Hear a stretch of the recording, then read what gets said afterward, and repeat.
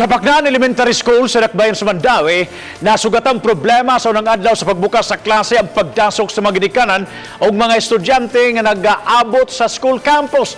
Udtong tutok, ang uban mireklamo kay wa pasudla sa eskwelahan o gawas raw sab na nagpaabot. Ang exclusive report ni Nico Serino.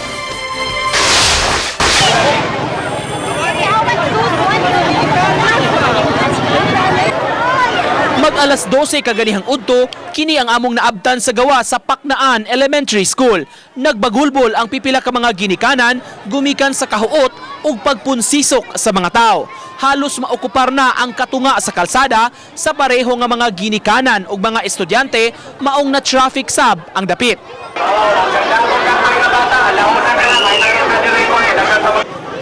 Ang morning session sa eskwelahan magklase alas 6 sa buntag hangtod alas 12 sa udto.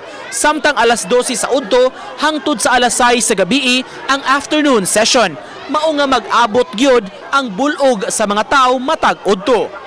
Gumikan sa kadaghan sa mga estudyante din sa Paknaan Elementary School gibahin o gihimo ang double shifting pang buntag ug panghapon nga klase. Ang suliran karon matag alas 12 sa udto sama karong mga orasa kundi mag-abot gyud ang mga estudyante ug mga ginikanan nga namuhi sa klase ug katupang pasulod sa ilang klase alang sa panghapon nga sesyon.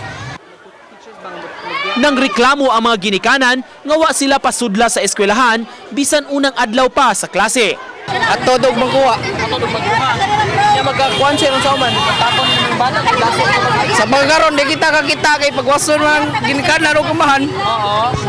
Morning, sa na kani pagsulbahan nila ron. Atang likod na kayo. Suod man din ang exit pa may isod na sa entrance. May tanod noon nga mibantay aron pagpalabang sa mga bata aron kalikayan ang disgrasya. Ang karon nga sitwasyon nag-abot man gud ang kanang pauli ug ang pasulod mo ni yun ani first time man ni. Oh, sa base lang sa pagpa-eskwela nako sa kong anak diri ha. Pasabot sa principal, gipahibaw ng daan ato sa PTA meeting ni atong Sabado ang palisiya nga did-an ang pagpasud sa mga ginikanan aron dili magdasok sa eskwelahan kay limitado ra ang lugar. May mga maestra man nga gitahasan sa paghatod sa mga estudyante paingon sa gate ug pagkuha kanila aron sab ihatod sa classroom. Ang bata ibilin sa gate kay nay mga maestrang mosugat aron sila nalay mo adto sa classroom, sila nay mo hatod. Maghurot sila sud nya bisag unsaon na mo sila pasabot, digid sila makasabot. Usa sa gitan-aw karon ang pagpahimo og lain nga gate sa maong eskwelahan aron mabuwag ang entrance ug exit. Ang Paknaan dunay kapin sa 3,800 ka mga tinun-an sa 48 ka mga rooms. Usa ra gid ka gate diri sir, mo na among gipangitaan og sulba dun makakita mig exit nga area. Ako nag-room to room ko sa mga bata kay aron adto pa lang daan sa classroom ako nang maingnan ang mga bata nga pwede hanyon inyong mga mama nga adto lang mo dito ihatod dapitan niya kamo nalay mo sod sa classroom. Promise ta na.